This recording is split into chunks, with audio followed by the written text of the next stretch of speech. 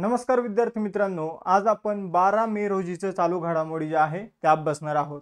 आजचं सेशन इतकं महत्त्वाचं आहे की ज्यामध्ये जवळपास 5 ते 6 क्वेश्चन अशी आहे की जे तुम्हाला परीक्षेमध्ये विचारले जाऊ शकतात, थेट विचारले जाऊ शकतात। ठीक आहे, तर त्यामुळे मोस्ट इम्पॉर्टंट सेशन सांगाल मी तुम्हाला आजचं।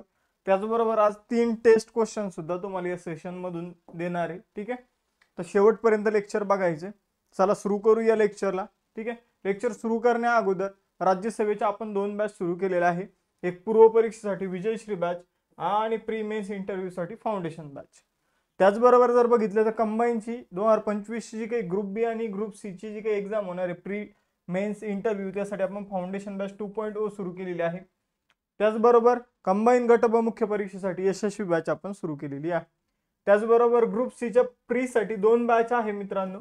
विजेता नावाची रिव्हिजन बॅच आहे ज्याच्या माध्यमातून 1 मंथ तुमचं रिव्हिजन होऊन जाणार आहे, आणि द लक्ष नावाची बॅच आहे। या बॅच मध्ये तुम्हाला टेस्ट सिरीज, नोट्स आणि डिटेल स्वरूपात लेक्चर बघायला मिळणार आहे। या अभ्यास मित्राचा नोट्स पॅक आहे, यामध्ये या विषयाचे नोट्स मिळतील आणि ज्या भविष्यात नोट्स तयार केले जातील त्या सुद्धा तुम्हाला दिल्या जातील। ठीक आहे, यासाठी तुम्हाला अभ्यास मित्राचं ॲप्लिकेशन डाउनलोड करायचं आहे, टेलिग्राम चॅनल आणि इंस्टाच्या पेजला देखील फॉलो करायचं आहे, कारण इंस्टावर आम्ही अभ्यास विषयक रील्स आणि टेलिग्रामवर डेली नोटिफिकेशन तुम्हाला बघायला मिळतील।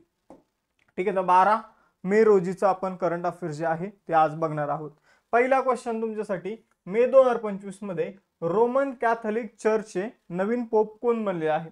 तर बघा मित्रांनो, रोमन कॅथलिक चर्च जो आहे, ठीक आहे, तर जे ख्रिश्चन धर्मीय लोक असतात तर त्यांच्यामध्ये आपण असं म्हणू शकतो की पोप म्हणजे धर्मगुरू असतात। काय, पोप म्हणजे कोण असतात? धर्मगुरू असतात।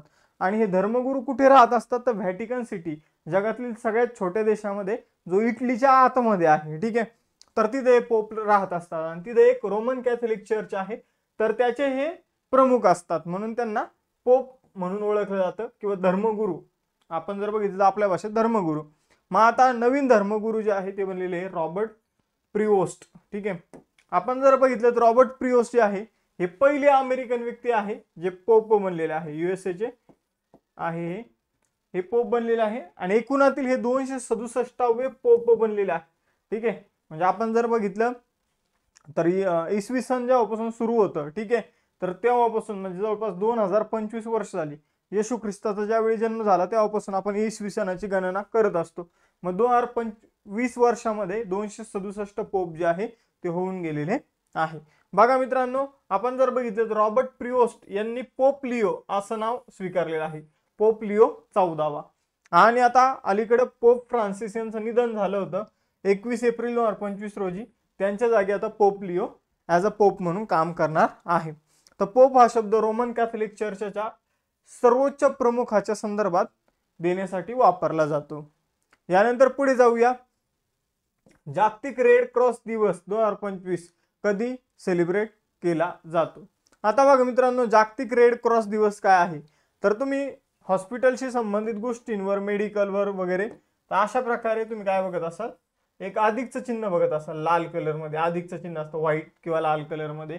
एकतर लाल कलर मध्ये असेल तर सिंगल असणार, व्हाईट कलर मध्ये असेल तर आजूबाजूला तुम्हाला रेड कलर तरी बघायला मिळेल। मग आता याला म्हटलं तर रेड क्रॉस, याला काय म्हटलं तर रेड क्रॉस, अशा प्रकारे। ठीक आहे, रेड क्रॉस। तर आपण जर बघितलं तर हे रेड क्रॉसची एक हिस्ट्री आहे। काय होत होतं, पहिले युद्ध व्हायचे, ठीक आहे, युद्ध व्हायचे आणि युद्धामध्ये काही सैनिक जखमी व्हायचे। म्हणजे जखमी सैनिकांना समजून घ्या त्यांच्यावर उपचार करायचा, तर कशा प्रकारे त्यांच्यावर उपचार करणार, ठीक आहे, डॉक्टरची टीम कोण असणार कोण नाही हे कसं समजणार? तर अशा प्रकारे जी डॉक्टरची टीम असायची त्यांच्या एक तर हातावर नाही तर पाठीवर अशा प्रकारचा रेड क्रॉस जो आहे तर तो इथं मारला जायचा, आणि मग त्यानुसार समजायचे की डॉक्टर आहे, ठीक आहे, यांच्यावर हल्ला नाही करायचा, हे सैनिकांचा उपचार करण्यासाठी आलेले आहे। म्हणजे अशा प्रकारे हे रेड क्रॉस नावाची एक आपण म्हणूया चळवळ जी आहे ती सुरू झाली होती। ही कोणी सुरू केली होती, तर जीन हेनरी ड्युनंट यांनी ही चळवळ सुरू केली होती। आणि आपण जर बघितलं तर रेड क्रॉस नावाने त्यांनी एक संघटना सुद्धा स्थापन केली होती।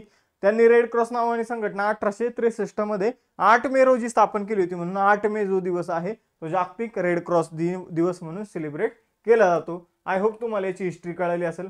हा दिवस सेलिब्रेट कधीपासून केला जातो, 1948 पासून। ठीक आहे, तर याची थीम काय आहे, कीपिंग ह्युमॅनिटी अलाइव्ह। आता बघा मित्रांनो, जे काही जीन हेनरी होते तर त्यांना आपण जर बघितलं तर शांततेचा नोबेल पुरस्कार सुद्धा मिळाला होता। ठीक आहे, एवढं लक्षात ठेवायचं आणि ते रेड क्रॉसचे संस्थापक आहे. त्यानंतर कोणत्या भारतीय क्रिकेटपटूने मे 2025 मध्ये कसोटी क्रिकेटमधून निवृत्ती घेतलेली आहे? तर रोहित शर्माने आता कसोटी क्रिकेटमधून निवृत्ती जी आहे ती घेतलेली आहे. आपण जर बघितलं 7 मे रोजी त्यांनी आपला निर्णय जो आहे तो जाहीर केलेला आहे. 2013 मध्ये पहिला कसोटी क्रिकेटचा सामना वेस्ट इंडिजच्या विरोधात त्यांनी खेळला होता. त्यानंतर आता लास्ट सामना जो आहे तो मेलबर्न मध्ये ऑस्ट्रेलियाच्या विरुद्ध 2024 मध्ये डिसेंबर महिन्यामध्ये खेळला होता. रोहित शर्माने आपल्या एकूण कसोटी कारकिर्दीमध्ये 67 सामने खेळले आणि 4301 धावा केलेल्या आहे. आय थिंक एक इंग्लंड सोबत कसोटीची एक मालिका होणार आहे, त्यामध्ये रोहित शर्मा खेळणार आहे. ठीक आहे, ती त्यांची लास्ट कसोटी सिरीज असणार आहे असं मी ऐकलंय. ठीक आहे, अजून कन्फर्म तर नाहीये. ठीक आहे, तर कन्फर्म झाल्यानंतर मी तुम्हाला ती बाब कळवल. ठीक आहे, त्याचबरोबर भारत पाकिस्तान युद्धाशी संबंधित अपडेट सुद्धा मी तुम्हाला देत आहे.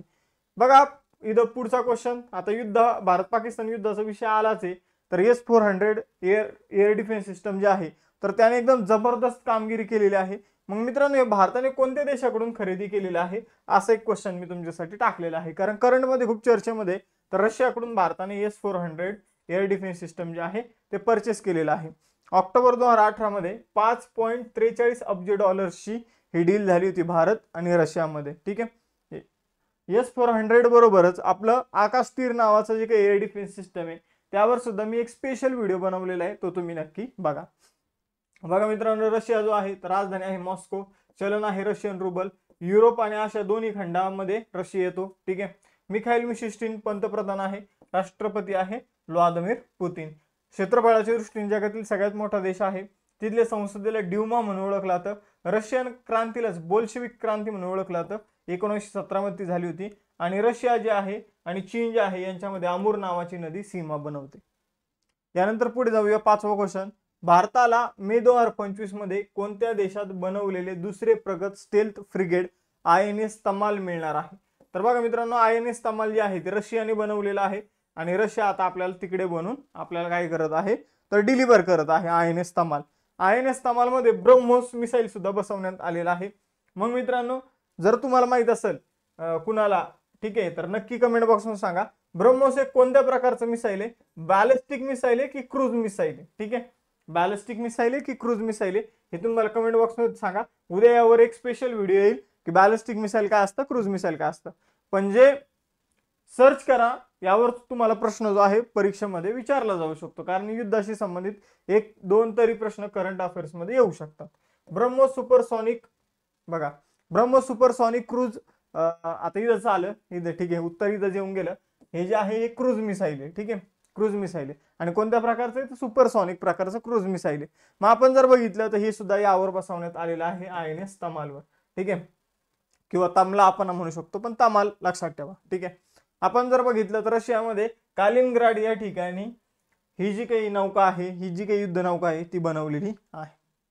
यानंतर जर बघितलं तर ही एकदम ऍडव्हान्स युद्ध नौका आहे, ज्यामध्ये पाणबुडीच्या विरोधातील जे काही टॉर्पिडो आपल्याला बघायला मिळणार आहे. त्यानंतर या शिपवरून हवेमध्ये मारा करणारी क्षेपणास्त्र, अत्याधुनिक रडार आपल्याला इथं बघायला मिळणार आहे. त्यानंतर 6वा क्वेश्चन, मे 2025 मध्ये सॅटेलाइट इंटरनेट सेवेचा विस्तार करण्यासाठी स्पेसएक्सच्या स्टारलिंक सोबत कोणत्या कंपनीने भागीदारी केली आहे?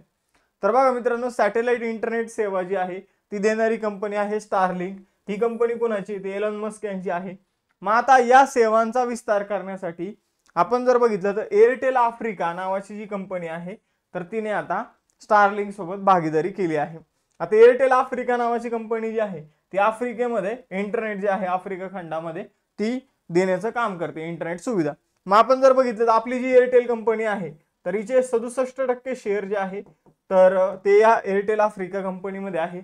एअरटेल कंपनीचीच उपकंपनी आहे एअरटेल आफ्रिका, फक्त यामध्ये काही ब्रिटिश ओनर सुद्धा आपल्याला बघायला मिळतात. ठीक आहे, म्हणून हिला कधी कधी ब्रिटिश आफ्रिकन एअरटेल कंपनी म्हणून सुद्धा ओळखलं जातं. तर एवढं आपल्याला लक्षात ठेवा. ठीक आहे, यानंतर पुढे जाऊया. चला, स्टारलिंक काय करतं तर त्यांनी सॅटेलाइट लो अर्थ ऑर्बिट मध्ये पाठवलेले पृथ्वीच्या, आणि तिथून आपल्याला ते काय देत असतं तर इंटरनेटची सुविधा देतं.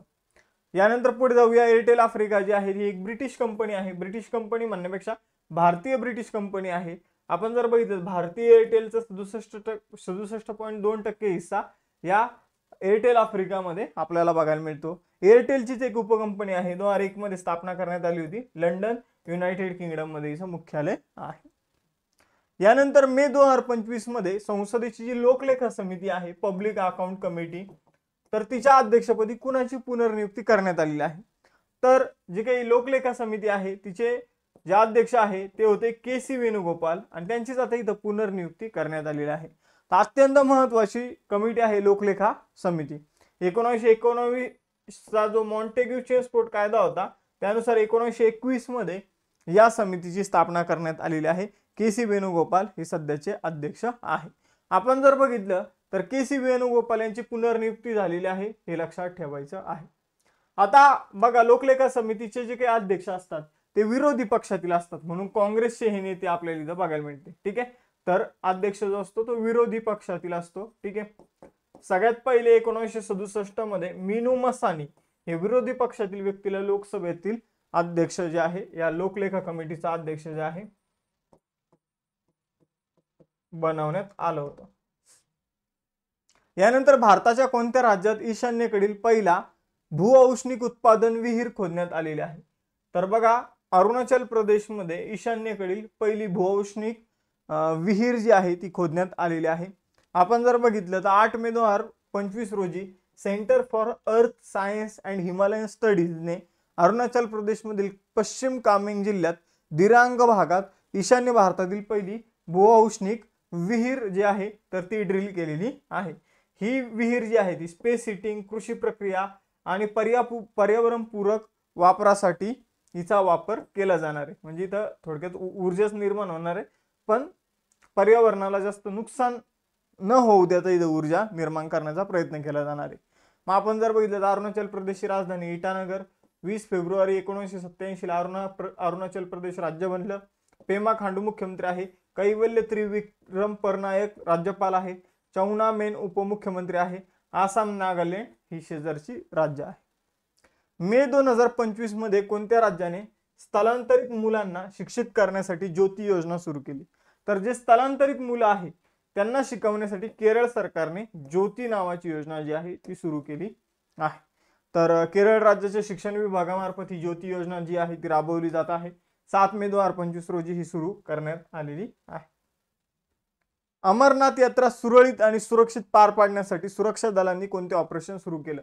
तर अमरनाथ यात्रा सुरळीत आणि व्यवस्थित पार पाडण्यासाठी आपण जर बघितलं संरक्षण दलाने ऑपरेशन शिवा हे सुरू केलं आहे. तर बघा, ऑपरेशन शिवा लक्षात ठेवा, हे अमरनाथ यात्रेशी संबंधित ऑपरेशन आहे. जवळपास 10,000हून अधिक सुरक्षा कर्मचारी जे आहे ते अमरनाथ यात्रा व्यवस्थित होण्यासाठी तैनात करण्यात आले आहे. आपण जर बघितलं तर 3 जुलै ते 9 ऑगस्ट या कालावधीमध्ये अमरनाथ यात्रा जी आहे ती होणार आहे. आता महत्त्वाचे ऑपरेशन समजून घेऊया. बघा, भारताने पाकिस्तानमधील दहशतवादी तळावर हल्ला करण्यासाठी ऑपरेशन सिंदूर सुरू केलं. त्यानंतर जर बघितलं तर म्यानमारमध्ये जेव्हा भूकंप झाला होता तर म्यानमारमध्ये लोकांना मदत करण्यासाठी ऑपरेशन ब्रह्मा सुरू केलं. सुदानमध्ये अशांतता आपली निर्माण झाली होती, तिथून भारतीय नागरिकांना परत वाचवण्यासाठी ऑपरेशन कावेरी सुरू करण्यात आलं. युक्रेनमध्ये युद्ध सुरू झाल्यानंतर आपण ऑपरेशन गंगा जे आहे ते सुरू केलं. त्यानंतर इस्रायल आणि हमास यांचं युद्ध सुरू झाल्यानंतर भारतीय नागरिकांसाठी आपण त्यांना परत आणण्यासाठी ऑपरेशन अजय सुरू केलं. आणि तुर्की आणि सिरियामध्ये भूकंप आला होता तेव्हा आपण तुर्की आणि सिरियाला मदत करण्यासाठी ऑपरेशन दोस्त सुरू केलं. पण जो काही टर्की आहे तर तो त्याने आपल्या पाठीत खंजीर खुपसलेला आहे, कारण त्याने पाकिस्तानला ड्रोन दिले आणि त्याच ड्रोनने आपल्यावर हल्ला झालेला आहे. हैती या देशामधून भारतीय लोकांना परत आणण्यासाठी ऑपरेशन इंद्रावती सुरू करण्यात आलेलं आहे. आणि ओडिशामध्ये ऑलिव्ह रिडले कासव जे आहे त्यांना वाचवण्यासाठी ऑपरेशन ऑलिव्हिया भारतीय तटरक्षक दलाने सुरू केलं आहे. शहरातील वायू प्रदूषण कमी करण्यासाठी कोणत्या राज्य किंवा केंद्रशासित प्रदेशाने क्लाउड सीडिंगला मान्यता दिली आहे? तर क्लाउड सीडिंग काय असतात मित्रांनो? विमानाच्या द्वारे जे काही ढग असतात तर त्यावर केमिकल फवारलं जातं आणि मग त्यानंतर पाऊस पडतो, याला क्लाउड सीडिंग म्हटलं जातं. तर प्रदूषण कमी करण्यासाठी कृत्रिम पाऊस पाडण्याचा निर्णय जो आहे तो नवी दिल्लीने घेतलेला आहे. नवी दिल्लीने आता ज्या नवीन मुख्यमंत्री आहे रेखा गुप्ता यांनी हा निर्णय घेतलेला आहे क्लाउड सीडिंग करण्याचे. त्यांनी काय केलेलं आहे तर सुरुवात इथं केलेली आहे. मे 2025 मध्ये भारतीय नौदलाला देण्यात आलेल्या पहिल्या स्वदेशी पाणबुडी विरुद्ध युद्ध जहाज कोणतं आहे? तर बघा मित्रांनो, भारतीय नौदलाला मे 2025 मध्ये INS अर्नाळा हे नावाचे जहाज जे आहे तर ते देण्यात आलेले आहे. हे एक पाणबुडी विरोधी जहाज आहे मित्रांनो. याला अँटी सबमरीन वॉरफेअर जहाज म्हणून सुद्धा ओळखलं जातं. हे garden rich ship builders and engineers आणि L&T शिपयार्ड या दोघांनी मिळून तयार केलेलं आहे. आपण जर बघितलं तर पाणबुड्यांना मारण्यासाठी खास हे स्पेशल जहाज तयार करण्यात आलेलं आहे. आता 3 टेस्ट क्वेश्चन तुमच्यासाठी. ज्योती योजना कोणी सुरू केली हे तुम्हाला सांगायचंय. त्यानंतर नवीन पोप कोण हे तुम्हाला सांगायचंय. आणि त्यानंतर लोकलेखा समितीचे अध्यक्ष कोण बनले हे तुम्हाला सांगायचंय. त्याचबरोबर जर बघितलं लेक्चरच्या आधीमध्ये जे प्रश्न विचारतो ते सांगत चला, कारण ते तुम्हाला भविष्यामध्ये परीक्षेमध्ये बघायला मिळतील. MPSC राज्यसेवा जी 2025 एक्झाम आहे त्यासाठी प्रिलिम आणि मेन्सची आपण बॅच सुरू केलेली आहे. आपल्या प्रत्येक बॅचचं एक टाइम टेबल आहे. त्या टाइम टेबलनुसार लेक्चर होतात, ठीक आहे, नोट्स दिले जातात, टेस्ट सिरीज दिली जाते. तर बॅचमध्ये सगळ्या गोष्टी इन्क्लूड असतात. तसं तुम्ही सेपरेट सुद्धा गोष्टी घेऊ शकता. कंबाईन ग्रुप B आणि ग्रुप C साठी 2025 साठी फाउंडेशन बॅच सुरू आहे. गट ब मुख्य परीक्षेसाठी यशस्वी बॅच सुरू आहे मित्रांनो. त्याचबरोबर ग्रुप C प्रिलिम्स साठी एक विजेता बॅच, रिव्हिजन बॅच आणि लक्ष नावाची बॅच जी आहे तर ती आपल्याकडे आहे, ज्यामध्ये टेस्ट सिरीज नोट्सचा तुम्हाला समावेश बघायला मिळेल. या अभ्यास मित्राचा नोट्स पॅक आहे जो तुम्ही परचेस करू शकता आपल्या ॲप्लिकेशनवरून. आपलं ॲप्लिकेशन जे आहे ते गुगल प्ले स्टोरवरून डाउनलोड करा किंवा या लेक्चरच्या लिंकमधून डाउनलोड करा. टेलिग्राम चॅनल आणि इंस्टाच्या पेजला फॉलो करायचे. थांबूया मग आपण इथं, भेटूया नेक्स्ट सेशनमध्ये. चलो बाय बाय एव्हरीवन, जय हिंद.